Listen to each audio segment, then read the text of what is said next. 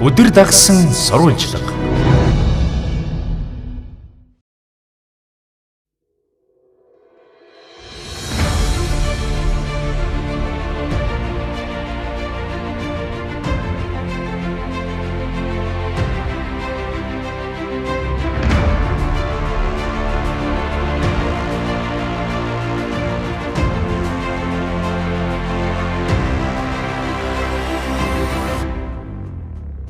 Сайн байцгаана уу хүн үзэгчдээ.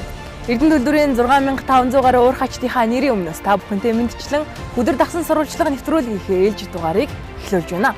1978 оны 12 сарын 14-нд Эрдэнэтийн онд анхны цэцлэгээ нүргэлж манай уурхайн үйл ажиллагаа албан ёсоор эхэлсэн.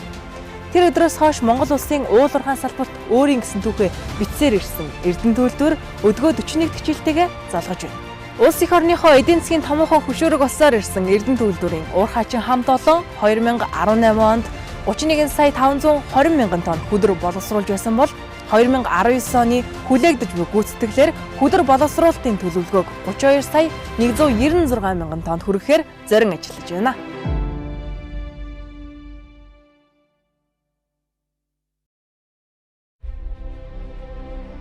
Эрдэнэ төлөвлөрийн уур хачин хамт олон энэ оныг хөрөнгө оруулалт бүтээн байгуулалтын жил болгон зарлаж, үйлдвэрлэлийн тоо хэмжээг нэмэгдүүлэх, эдийн засгийн үр өгөөжийг ихсгэх төлөвлөгөөт ажлуудаа хийж хэрэгжүүллээ. Үүний үр дүнд улс их орны өмнө хүлээсэн үүргээ дахин биелүүлж 2019 онд хүлээгдэж буй гүйцэтгэлээр улс орон нутгийн төсөвт 935.8 тэрбум төгрөг төвлөрүүлж, дотоодын нийт бүтээгдэхүүний 2.2%, нийт экспортын 9.1%-ийг, Орхон аймгийн төсвийн орлогын 58%-ийг бүрдүүлэн амжилттай ажиллалаа. Эдийн засгийн өндөр амжилт үзүүлэхийн тулд уур хаачид 24 цагийн турш хэрхэн ажилдгийг үзэгч танд хүргэе.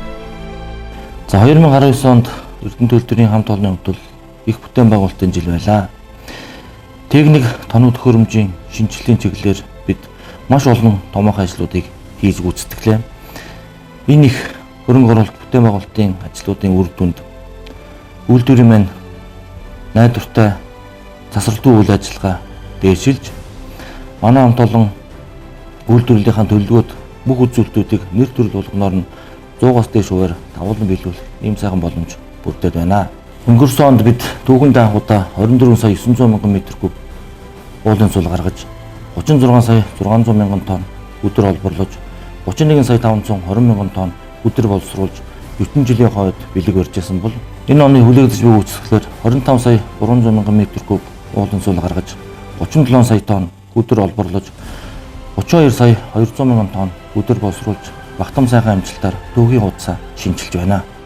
Үйлдвэрлэлийн үр ашгаа нэмэгдүүлж төлөвлөгөөд өдүүлэлтүүдэд биелүүлэхэд хүдрийн онцлог, зэс агуулгад тохирсон оновчтой технологи, чадварлаг боловсон хүчний үүрэг оролцоо хамгийн чухал. Тэр ч утгаараа Эрдэнэ төлөвлөрийн баяжуулах үйлдвэрийн хамт олон энэ жил хаягдлын аж ахуйд М470 байгуулж, зэс молибдены баяжмлыг салгах, молибдены дамжлагын шинжилгээний төслийг хэрэгжүүлэн, бутлан тээвэрлэх хэсэгт MP800 бутлуур суйрлуулах, төв корпуст нэг термсэлж, шүүн хатаах хэсэгт молибдены шин пресс фильтр суйрлуулах зэрэг ажлуудыг хийж гүйцэтгэлээ.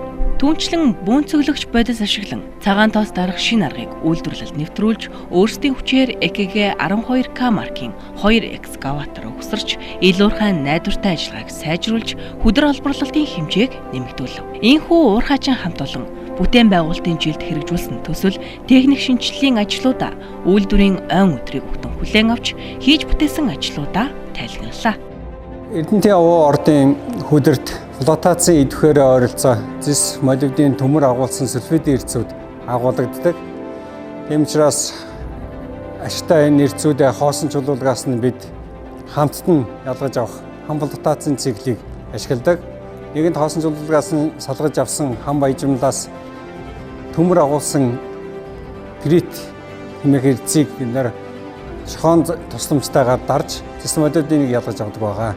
Хүүхэд натрын тусламжтайгаар зисний сульфидын эрцүүдийг хөөсөн наадгүй шин чанартай болгон дарж зис молибдены баяжмлыг ялгаж авдаг.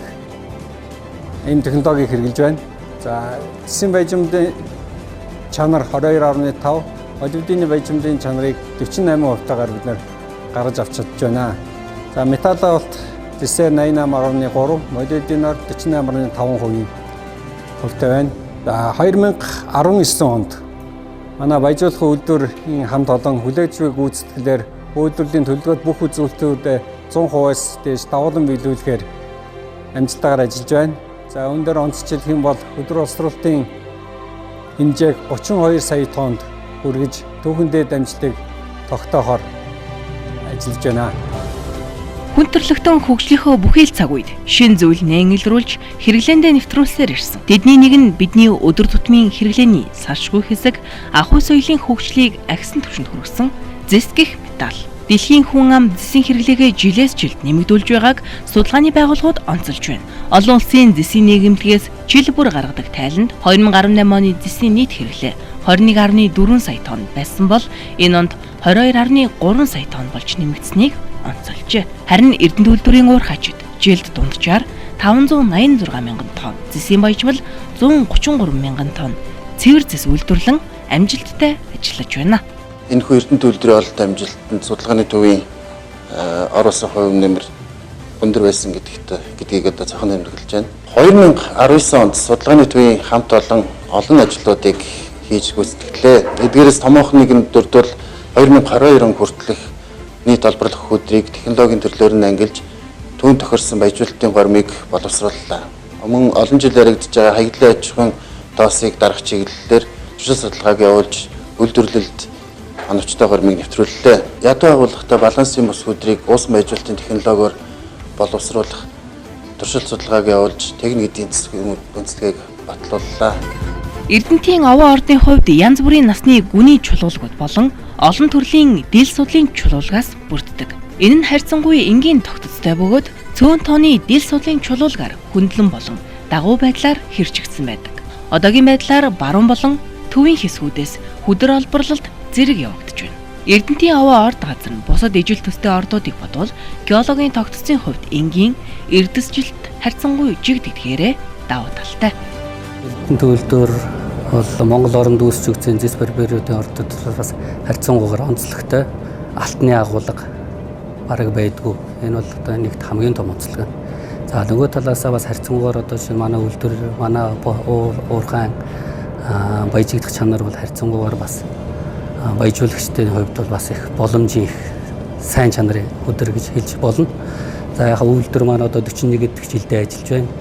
Үүнтэй холбоотойгоор одоо Huder-ийн агуулга нэг талдаа бууж байгаа. Үүнтэй холбоотойгоор бас яаж уурхайг тэлэх шаардлага гарсан. За тэгэхээр баяжигдах чанар бол энэний дагаад бол маш их хэмжээгээр бас өөрчлөгдөж байна. Өнөөдрийн хүртэл одоо чанан дээр молибден чандаг системээр ажиллаж байсан бол өнөөдөр бид одоо энэ чанах системийг өөрчлөх нэгэн том боломж бидэнд нээгдлээ. Бид өнөөдөр өнгөрсөн 7 хоногт Америкийн нэгдсэн улсын Felsmith компани машинуудыг ашиглалтанд орууллаа. За энэ маань бол нэг талдаа шинэ машин, нөгөө талдаа одоо яаж энэ үйлдвэр бас нэг шинэ технологи нэвтрүүлэх боломжийг бол гаргалаа. Энэ бол бид одоо уургүй систем рүү шилжих боломж бол бүрэн бүрэлдсэн юм байдалтай байна. Эрдэнэтийн овоо ордыг баруун хойд хэсгийн хувьд 2 дахь баяжилтын бүс дууссан бөгөөд одоо анх дахь баяжилтын бүсэд голчлон олборлолт хийгдэж байна. Энд голчлон перит, халькоперит даван байлдаг. Хайгуулын ажлыг идэвхжүүлэхэд сүүлийн жилүүдэд үйлдвэрийн газрын удирдлагууд ихээхэн анхаарч олон улсын түвшинд хайгуул судалгааны ажлыг эрчимтэй өрнүүлж байна. Ингэснээр уурхай насжилт нэмэгдэхийн зэрэгцээ 2 дахь Эрдэнэтийг нэх их эрлийн ажил үргэлжилсээр байна. Геолог хайгуулын ажил энэ жил 2019 онд бол маш өргөн хүрээтэй далаацтай хийгдсэн. Өмнө нь бол ийм төрлийн ажлууд хийгдэж байгаагүйгээр шинэ технологи, олон хүний хүч, шинэ арга аргачлал гэх зэрэг бол одоо маш өндөр үр дүнтэй ажилласан гэж хэлж болно. Энэ ажлыг хийхэд Эрдэнэт үйлдвэрийн удирдлагын зүгээс ихээхэн дэмжлэг үзүүлсний зэрэгцээгээр Монголын 20 гаруй аж ахуй нэгжүүд мөн мэрэгжил салбартаа шалгарсан геологчид хамт олон эдгээр бол ойролцоогоор 500 гаруй хүн дээр нэмээд гадны экспертүүд оролцож энэ геологийн хайгуулын ажилд нөөц нэмэгдүүлэх төсөлтөөр ажиллалаа. Huder-ийн нөөцийг Жорж стандарт руу хөрвүүлэх, олон улсын одоо арга аргачлалаар нөөцийг тооцох, нэмэгдүүлэх мөн үүнтэй холбоотойгоор одоо уурхайгаа тэлэх, мөн гүний судалгаануудыг хийх, эргэн тойрны хэтийн төлөвтэй талбаануудаа дахин нэмэгдүүлэх, орд илэрлүүдийг одоо нэмэгдүүлэх, нөөцийг нэмэгдүүлэх чиглэлээр нэлээд далаацтай ойролцоогоор 60 гаруй километрийн радиуст бол хийж гүйцэтгсэн. 2019 онд хийгдсэн энэ ажлууд дээр үндэслэгдээд геолог хайгуулын ажил одоо цаашид геолог хайгуулын ажлын үр дүн нь Эрдэнэ төлөвлөлтөөр цаашид 60 жилээс тогтохгүйгээр олон жилээр ажиллах доктортой ажиллах энэ үндэс суурийг бол тавьж гин гэж үзэж байна.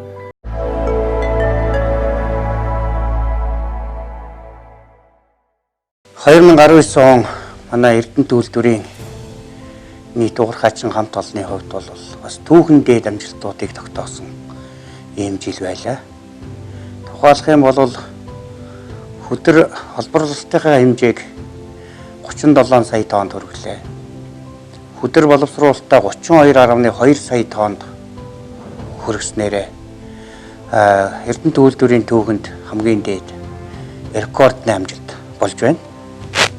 За энэ Huder боловсруулалт үйлдвэрлэлийн үйл ажиллагааг дагаад санхүү эдийн засгийн үзүүлэлтүүд маань бас сайн байсныг та хүмүүс мэдж байгаа. Тухайлх юм бол улс орон нутгийнхаа төсөвт энэ жил бид нар 935 орчим тэрбум төгрөгийг төвлөрүүлснээрээ бас түүхэн дээд амжилтуудыг тогтоож байгаа.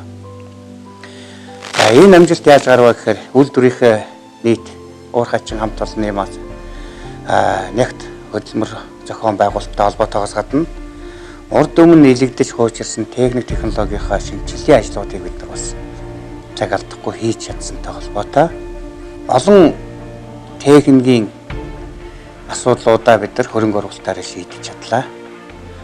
Үүнтэй адилхан 20 онд бас хугацаа алдахгүй хийх шаардлагатай олон ажлууд бас төлөвлөгдөж байна. Энэ ажлууд маань төлөвлөгөө маань энэ жил одоо онii өмнө буюу 12 сарын 10-нд манай төлөөлөн төрийн өмчийн бодлого зохицуулалтын газар манай засгийн газрын хэрэг хэрэглэх газар маань бид бүхний төлөвлөгөөг бас баталж өгсөн.